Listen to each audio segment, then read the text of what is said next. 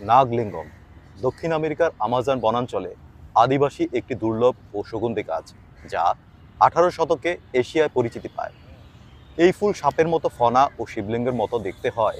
হিন্দু ও বৌদ্ধ ধর্মাবলম্বীদের কাছে এটি পবিত্র ও শিবকামান নামে পরিচিত।